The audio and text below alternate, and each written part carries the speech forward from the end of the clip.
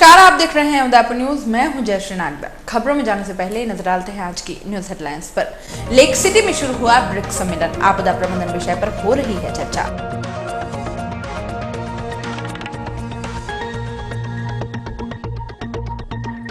सागर पर हुई फतह, पाल पर नजारा देखने उमड़ी भीड़।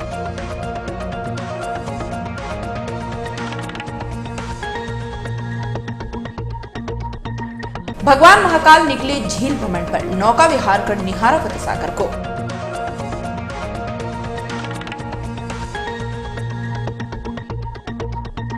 उपचार के दौरान हुई कैदी की मौत, परिजनों ने जेल प्रबंधन पर लगाए मारपीट के आरोप।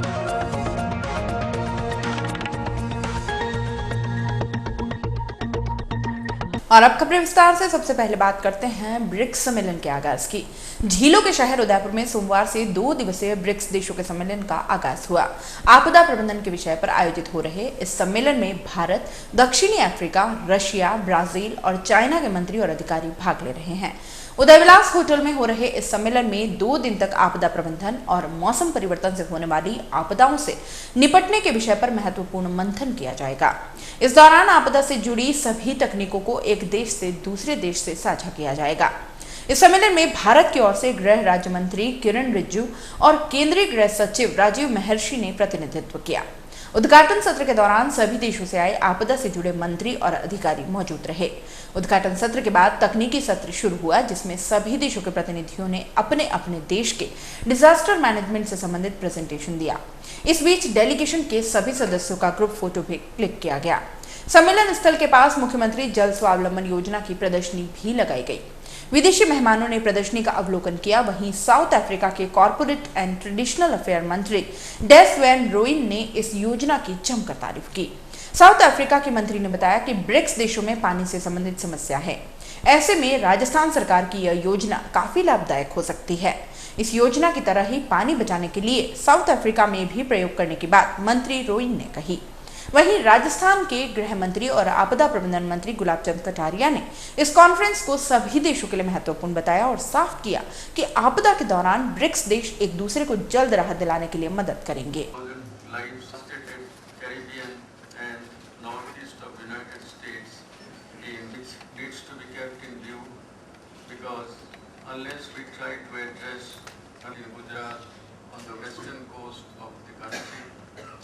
And the Asian tsunami of 2004 organized-led urban flood and other types of urban disasters are becoming more and more prominent, and we need to take steps to address those. According to an estimate, 国家灾害管理部门负责人会议宣言，并签署了金砖国家灾害管理部门共同协议。 Republic of South Africa.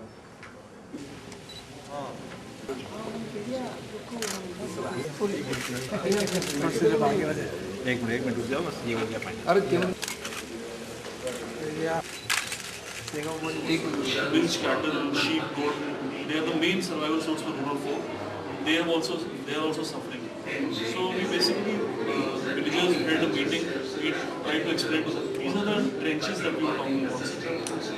These are the trenches, and this is where we need to give focus, and it is very heartening for all of us and for me to inform you that my Prime Minister Narendra Modi ji has given top priority to disaster management, and he has led from the front in the last 2 years in dealing and facing the challenges of national disaster.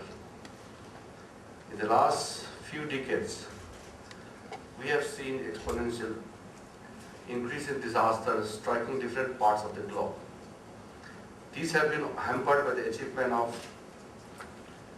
developmental goals. The harshest impact is often on the most vulnerable and the marginalized people. While disasters have affected development, uncontrolled development without adequate focus on protecting people and assets from disasters have increased the risk of losses from disasters. My personal experience of natural disasters such as floods, landslides, droughts and earthquakes leads me to believe that the future of disaster risk management is not with disaster managers alone.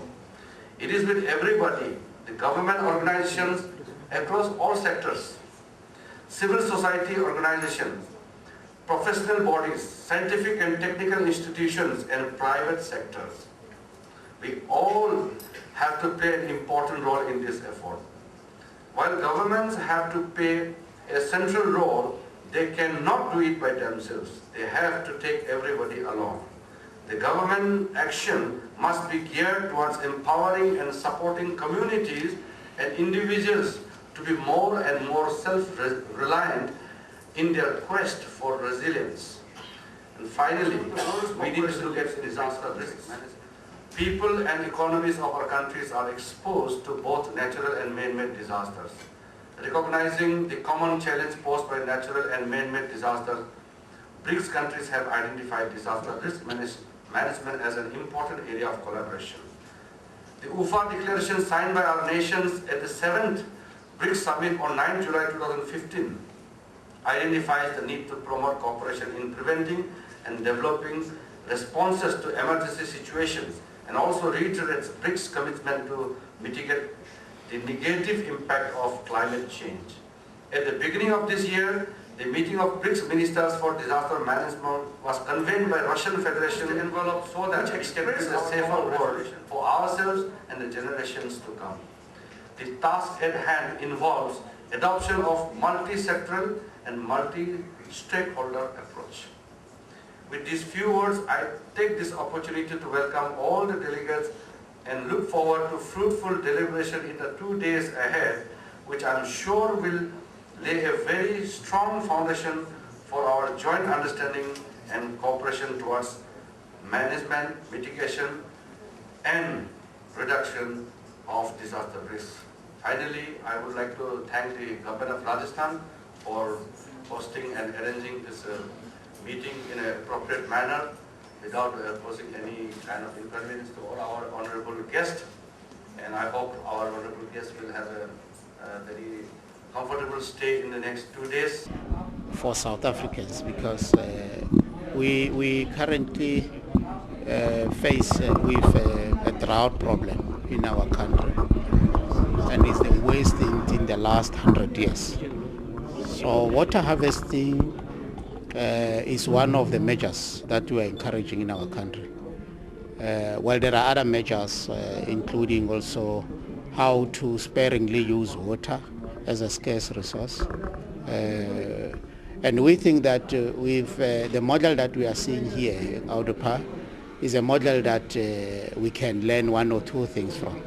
And definitely we are more than ready to ensure that we take the lessons back home and see to it how do we use these lessons to address our own problems in South Africa. And that's exactly why it's important for us as BRICS countries to learn from each other. And we think what has been shown here in this exhibition, it's a clear indication of lessons that South Africa can learn from India. And we are highly prepared to take these lessons back home. मेघ देवता की मेहरबानी से lake city की सभी झीलें लबालब हो गई हैं। पिछोला, गोवर्धन सागर, स्वरूप सागर झीलें तो पहले ही भर गई थी, लेकिन सोमवार को शहर वासियों की उम्मीद का सागर फतेह सागर भी छलक गया। पानी की जोरदार आवक के कारण फतेह सागर झील ओवरफ्लो हो गई है। झील के छलकने का नजारा देखने के लिए सैकड़ों शहरवासी एक साथ उमड़ पड़े। वहीं गृह मंत्री गुलाब चंद कटारिया भी फतेह सागर पहुंचे और झील के सुंदर दृश्य को निहारा। इस दौरान कटारिया के साथ उदयपुर ग्रामीण विधायक फूल सिंह मीणा सहित कई जनप्रतिनिधि मौजूद थे। इस झील के छलकने का शहरवासियों को पूरे वर्ष इंतजार रहता है और जब झील छलकती है तो हजारों लोग एक साथ पहुंचते हैं।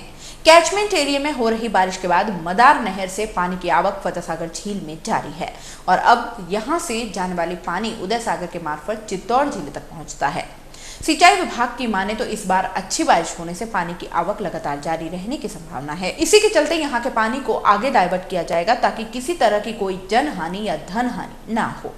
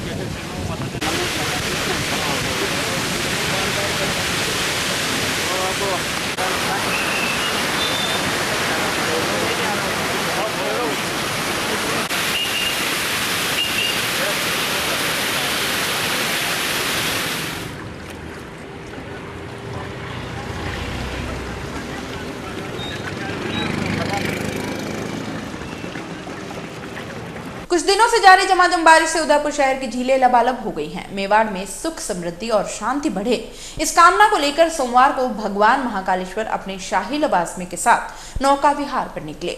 शहर की फतेहसागर झील में भगवान महाकालेश्वर अपने भक्तों के साथ करीब 1 घंटे तक नौका विहार का आनंद लिया। इस दौरान झील के किनारे खड़े भक्तों ने पुष्प वर्षा कर महादेव का स्वागत किया।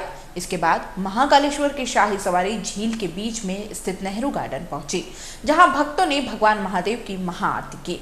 साथ ही गंगोत्री सहित विभिन्न तीर्थों से लाए गए पवित्र जल से महादेव का अभिषेक किया गया।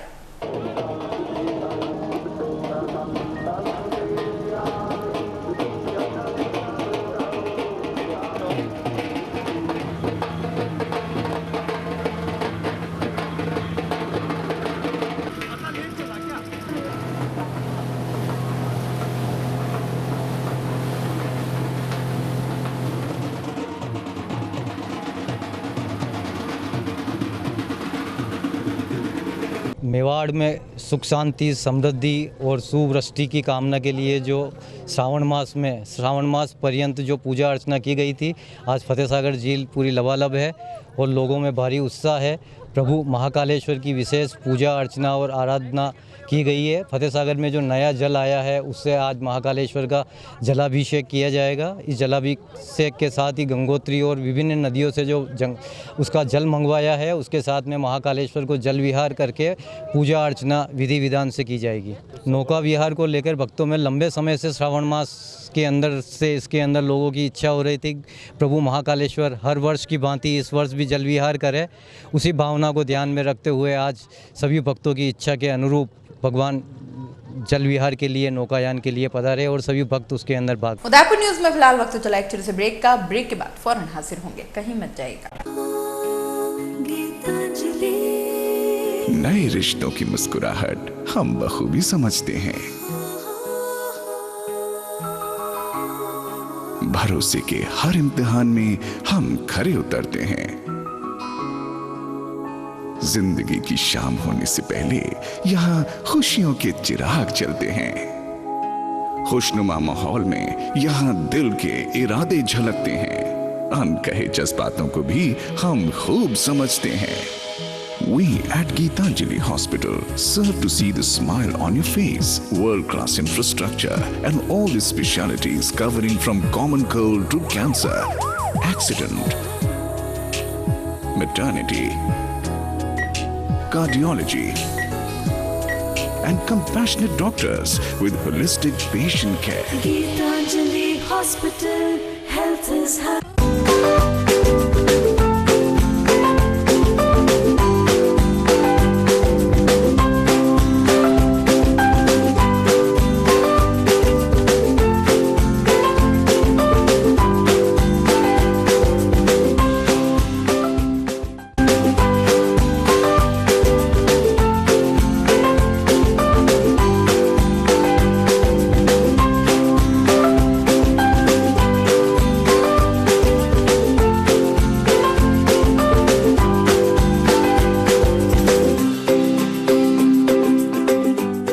हमारे यहाँ पर टेक्समो ब्रांड की पानी की motor, borewell motor, water pump, waterproof motor एवं पंप सभी साइज एवं सभी तरह की मोटरें उपलब्ध हैं। संपर्क महादेव एंटरप्राइजेस, मेवाड़ मोटर की गली, अरमान कॉम्प्लेक्स, उदयपुर। कॉल इट 0294241426 और 9414122221। Biggest multi-brand store of Udaipur, Raja Sahib Excel, ladies, gents and kids, all garments.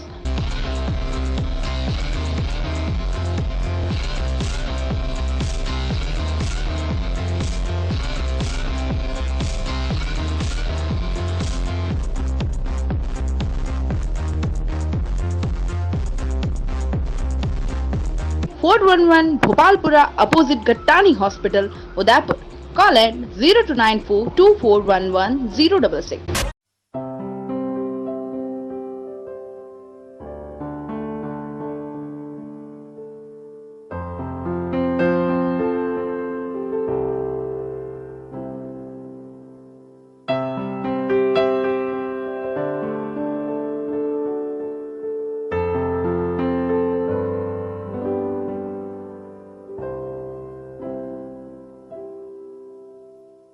Royal Motors लगातार 30 वर्षों से आपकी सेवा में। हीरो मोटर्स कॉर्प का सबसे बड़ा एवं अत्याधुनिक शोरूम एवं वर्कशॉप, जहां आपको मिलेंगी विश्व स्तरीय सर्विस एवं जनरल पार्क की सुविधा। हीरो मोटर्स कॉर्प के सभी मॉडल उपलब्ध। बुकिंग का लाभ उठाएं। Royal Motors company 57 Panchavati Udaipur. Phone 2426-838। Royal Hyundai लगातार 7 वर्षों से आपकी सेवा में। हुंडई के सभी मॉडल उपलब्ध। बुकिंग का लाभ उठाएं। आइए अपनी पसंद का मॉडल ले जाइए। एक्सचेंज व फाइनेंस सुविधा उपलब्ध। अधिकृत विक्रेता रॉयल हुंडई 15A ट्रांसपोर्ट नगर, गोवर्धन विलास, बाईपास के नजदीक उदयपुर। फोन 2640-452। मनामा मोटर्स लगातार 24 वर्षों से आपकी सेवा में।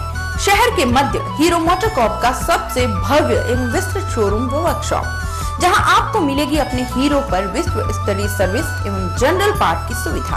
हीरो मोटर कॉर्प के सभी मॉडल सभी रंगों में उपलब्ध। सर्व सुविधा युक्त वर्कशॉप एवं शोरूम हुसैन मुस्तफा की देखरेख में। बुकिंग का लाभ उठाएं। मनामा मोटर्स BN कॉलेज के सामने उदयपुर।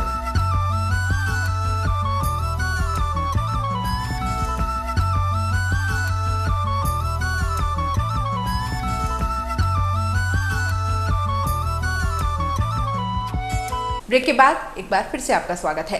शहर के महाराणा भूपाल चिकित्सालय में भर्ती डूंगरपुर के सिमलवाड़ा जेल के कैदी की उपचार के दौरान मौत हो गई।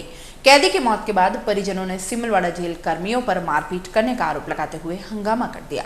दरअसल अब्दुल कादर नाम के कैदी को करीब 5 दिन पहले यहां भर्ती कराया गया था। परिजनों का कहना है कि जेल में गत 14 अगस्त को कादर के साथ मारपीट हुई थी, तभी से उसकी तबीयत खराब थी, लेकिन इसकी जानकारी उन्हें नहीं दी गई और उसकी तबीयत और बिगड़ गई। कादर की मौत के बाद परिजनों ने मारपीट करने के आरोपियों के खिलाफ कार्रवाई की मांग करते हुए पोस्टमार्टम कराने से इनकार कर दिया। सूचना पर मौके पर पहुंची पुलिस ने समझाइश कर मामले को शांत किया।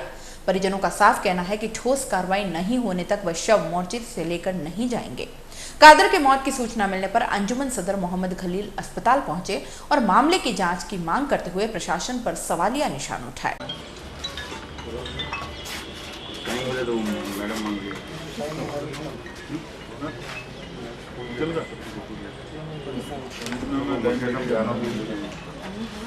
आपने हम मेरी स्थिति है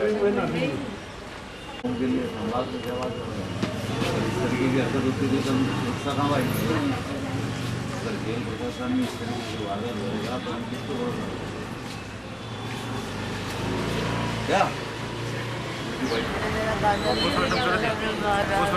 इतनी परेशानी हो गई, वापस हमें खबर तक भी नहीं दी कि भाई है तुम्हारा ये आदमी बीमार है कि कुछ है कि ऐसा कुछ भी नहीं मारा मुझे पुलिस वाला ने। हम केदी लड़ा रहे थे, पुलिस वाला लट मारा मुझे, बहुत मारा। जब से जब से मेरी हालत खराब है। केदी कौन किससे लड़े हो रही थी? किस कादर ने यूँ किया था, अम्मी मुझे पुलिस वाला ने खूब मारा। मैंने कहा बेटा क्यों मारा? कि अम्मी हम केदी लड़ा रहे थे तो पुलिस वाला ने मेरा माथा में लट मारा, और मुझे बहुत मारा। जब से मेरी हालत खराब है। उसकी 12 तारीख की पेशी थी सर, तो 12 तारीख को वो सही सलामत कोर्ट में आया था और सही वापस इसको फिर कोर्ट में पेशी इसकी हमने है ना केस भरी करवा दिया। बिल्कुल जमानत नहीं हो पा रही थी तो हमने केस भरी करवा दिया था। तो पहले 2 महीने की इसकी सज़ा हो गई थी, फिर इसको 2 सितंबर को इसकी रिहाई थी। तो वह अच्छे आराम से घर पे जेल में वापस लेके चले गए। फिर इसको 14 को हमारे चाचा है पास में, उनको पैरालिसिस हो चुका था, तो हम उनको खेरवाड़ा से लेके और हम डूंगरपुर गए, तो उनको एडमिट किया और शाम को घंटे भर बाद उसको कादर को लेके आए। तो हमने देखा कि कादर को कैसे लेके आया, तो कादर बिल्कुल ठीक था। जब थोड़ा बहुत कहीं बुखार हुआ होगा तो हमने पूछा क्या हुआ कादर, तो उसका ट्रीटमेंट किया, उसके बाटर चढ़वाई। फिर पूछा तो क्या कि मेरे को पुलिस वालों ने मारा है और सर पे मेरे को चोट आई और सर पे लठ मार दिया, जिससे मैं गिर भी चुका और मुझे बहुत बुरी तरह से मारा है। उसकी वजह से मुझे वॉमिटिंग हो रही है और मुझे चक्कर भी बहुत आ रहा है। फिर इसको नाइट में भी वहीं रखा और सुबह वापस लेके जेल में लेके चले गए। और 15 को शाम को जब वो वापस आया, जब भी उसकी यही फिर सीरियस हो के आ गया ये, इसका बोलना चालना खाना पीना सब बंद हो चुका था। फिर 16 को फिर हमने देखा तो 16 को भी इसकी वही हालत थी, वही कंडीशन, बिल्कुल बोली चाली बंद थी। फिर 16 को हमने वापस अपील की तो कोर्ट से फिर इसके लिए बोला कि भाई इसको आगे रेफ़र करो। फिर जज साहब के वहाँ है, जज साहब ने फिर रेफ़र इसको 17 को फिर रेफ़र किया डूंगरपुर से। तो 17 को फिर यहाँ उदयपुर लेके आए थे उसको, 17 की शाम को लेके आए थे दिन में। तो 17 से तो ये अभी तक यहीं पे था ये उदयपुर में भी इसकी कंडीशन ऐसी रही। और इसको और हम मिलने जाते जेल में तो मिलने भी नहीं देते, और हमें सूचना भी नहीं दी कि आपका मुजरिम, चलो आपका लड़का है तो ये बीमार है कि ऐसा नहीं, वो तो ठीक है, हम किसी को लेके गए थे तो हमें पता लग गया, न तो इन्होंने मिलने दिया हमें। हम ये चाहते हैं कि जिस किसी ने भी इसको, पुलिस कर्मचारी किसी ने भी मारा हो, इसको कड़ी से कड़ी सजा मिले। हमें इंसाफ चाहिए, नहीं मुझे बस इंसाफ चाहिए कादर के लिए। जिस तरीके से अब्दुल कादिर के साथ कारागृह के अंदर जो प्रशासन ने और जेलर और जिस तरीके से इसके साथ वारदात की है, और आज इसकी डेड बॉडी हो गई है, और अगर हर मुसलमान के साथ इस तरीके की वारदात होगी तो मुस्लिम समाज कहाँ पर सुरक्षित रहेगा? क्योंकि हमें प्रशासन और कोर्ट के न्याय के ऊपर हमें भरोसा है, तो हमें किस आदमी के ऊपर भरोसा करना चाहिए? इस तरीके की अगर वारदात करते रही तो मैं उम्मीद करता हूँ प्रशासन से और सबसे कि ऐसे दरिंदों के खिलाफ सख्त कार्रवाई होनी चाहिए, और इस गरीब परिवार को कोई ना कोई मुआवजा या कोई ऐसी चीज़ हो जिससे इसका परिवार चल सके। यही मेरी बात है, और पूरे संभाग के अंदर इस तरीके का रोष है मुस्लिम समाज के अंदर। राजस्थान पंचायती राज एवं माध्यमिक शिक्षक संघ ने शिक्षकों से जुड़ी समस्याओं को लेकर मुख्यमंत्री के नाम ज्ञापन सौंपा। कलेक्टर को ज्ञापन देकर संघ ने 2012 में जिला परिषदों के माध्यम से नियुक्त किए गए तृतीय वेतन श्रृंखला के अध्यापकों को स्थायी कर बकाया एरियर राशि का भुगतान करने और अन्य लाभ देने, शिक्षकों को नियमित विभागीय पदोन्नति देने, शिक्षकों को पुरानी पेंशन योजना का लाभ देने तथा स्कूलों में पोषाहार का काम बाहरी संस्थाओं को देने की मांग की गई। उन्होंने कहा कि सरकार को इन मांगों को लेकर कई बार ज्ञापन दिया जा चुका है, लेकिन कोई सकारात्मक परिणाम सामने नहीं आए हैं। नहीं चलेगी, नहीं चलेगी। शिक्षक एकता जिंदाबाद, शिक्षक एकता जिंदाबाद। जब तक बोला है सिंहासन डोला है, लोकतंत्र में तानाशाही नहीं चलेगी। तो सरकार वेतन दे न सके, सरकार निकामी है। स्थायीकरण जल्दी करो, जल्दी करो, जल्दी करो। स्थायीकरण जल्दी करो। आज जो शिक्षकों की जो समस्या है उसी को लेकर यहाँ प्रदर्शन किया जा रहा है, और उसके बाद में मुख्यमंत्री के नाम ज्ञापन है। उसमें मुख्य रूप से जो 2012 के अंदर राजस्थान के अंदर 39,000 टीचर लगे थे, उनको 4 साल के बाद में भी स्थायी नहीं किया जा रहा है। उसके अलावा उनको जो दूसरे परिलाभ है, एरियर है, अरबों रुपए का वो बाकी है। उसके अलावा जो पैरा टीचर है उनको केवल 6,500 रुपये दिए जा रहे हैं इस समय में। उसके अलावा बहुत सारी मांगे हैं, उन्हीं को लेकर जैसे गैर शैक्षणिक कार्य है और जो टीचर है उनकी कमी है। आज की तारीख में पूरे राजस्थान में करीब 1.5-2 लाख टीचर की कमी है। उसी को लेकर हम आज प्रदर्शन कर रहे हैं, और उसके बाद में अगर हमारी मांगे नहीं मानी जाती है तो आने वाले समय में और उग्र आंदोलन किया जाएगा। जीबीएच अमेरिकन हॉस्पिटल के 10 वर्ष पूरे होने पर समारोह का आयोजन किया गया। मोहनलाल सुखाड़िया विश्वविद्यालय के सभागार में हुए कार्यक्रम में पिछले 10 वर्षों से किए गए कार्यों को बताया गया, साथ ही आगामी योजनाओं पर प्रकाश डाला गया। यहाँ पर सांस्कृतिक प्रस्तुतियां दी गई। कार्यक्रम के मुख्य अतिथि गृह सेवक गुलाब चंद कटारिया और नगर सेवक चंद्र सिंह कोठारी थे। अस्पताल प्रशासन ने बताया कि यहाँ पर जरूरतमंदों की उच्च स्तरीय चिकित्सकीय सुविधाएं उपलब्ध कराई जा रही हैं।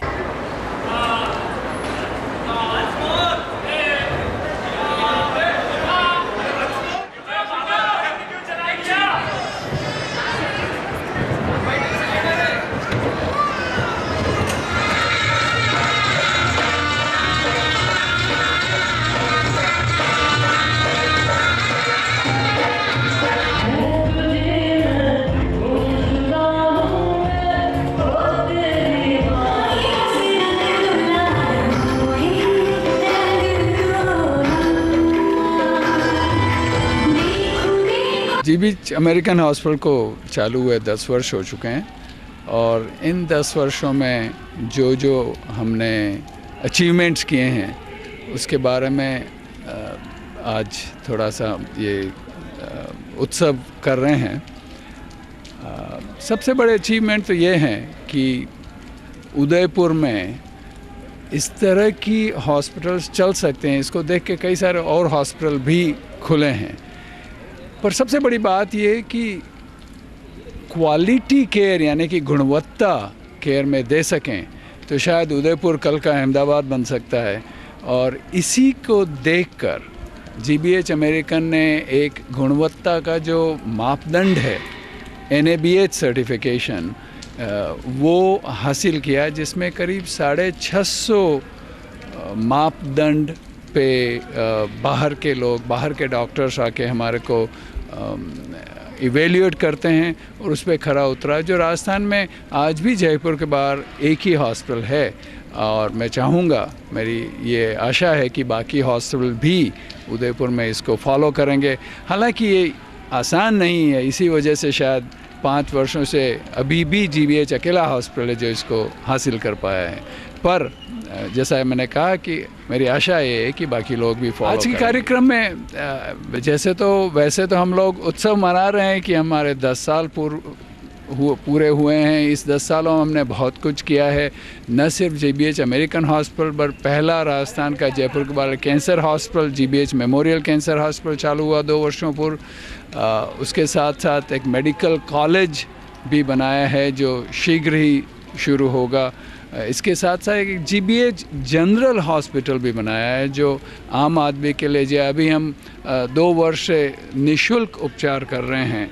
तो इस तरह की कई उपलब्धियां हैं, जिसमें पहला MRI हमने जनरल हॉस्पिटल में लगाया था, जिसमें आज भी शायद भारत में सबसे सस्ता MRI होता है और 1 लाख से अधिक लोगों ने MRI करवाया है, करीब 25,000 फ्री MRI किए हैं। इस तरह की कई उपलब्धियां हैं, उसके बारे में हम बहुत संक्षिप्त में जो अटेंडीज हैं उनको बताना चाहेंगे। नगर निगम ने अतिक्रमण रोधी कार्रवाई को अंजाम दिया। निगम की टीम ने माछला मंगरा में अवैध मंजिल को तोड़ दिया। शांतिलाल टेलर ने निगम से निर्माण के लिए G+1 की परमिशन ली थी, लेकिन मौके पर G+3 निर्माण करवा दिया। शिकायत मिलने पर निगम ने मार्च माह में शांतिलाल को नोटिस भी थमाया था।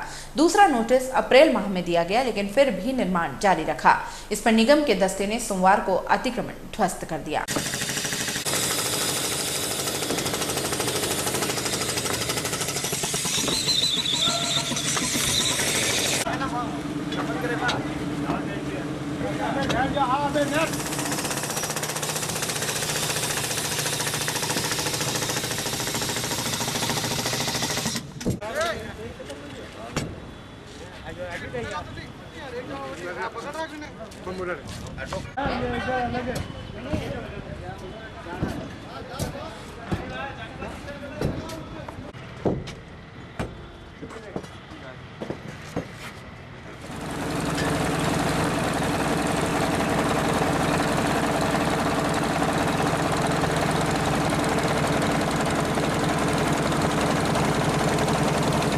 छात्र संघ चुनावों के बाद सोमवार को कॉलेजों में छात्रों की फिर से रौनक देखने को मिली है। कॉलेज शुरू होने के बाद चुनावों में उतरे प्रत्याशी छात्रों को धन्यवाद देते दिखे, वहीं छात्र भी जीते हुए छात्र नेताओं को बधाइयां देते हुए दिखाई दिए। कॉलेजों में मिठाइयां भी बांटी गई।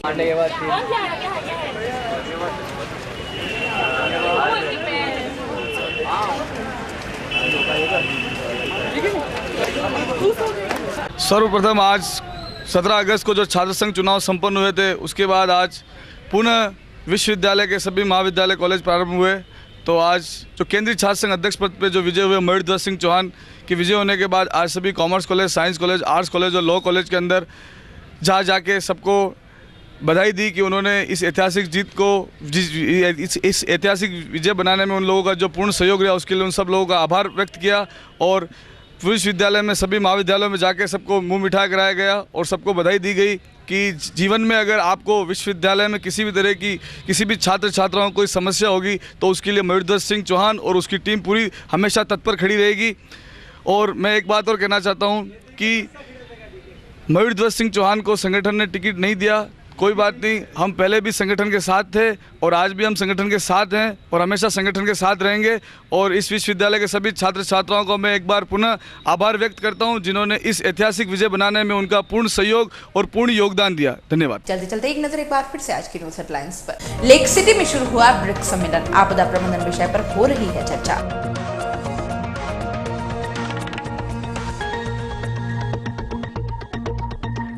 सागर पर हुई फतह, बाल पर नजारा देखने उमड़ी भीड़।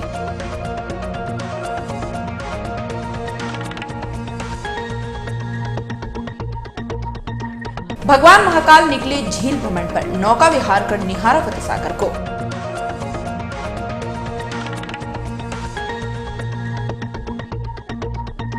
उपचार के दौरान हुई कैदी की मौत, परिजनों ने जेल प्रबंधन पर लगाए मारपीट के आरोप।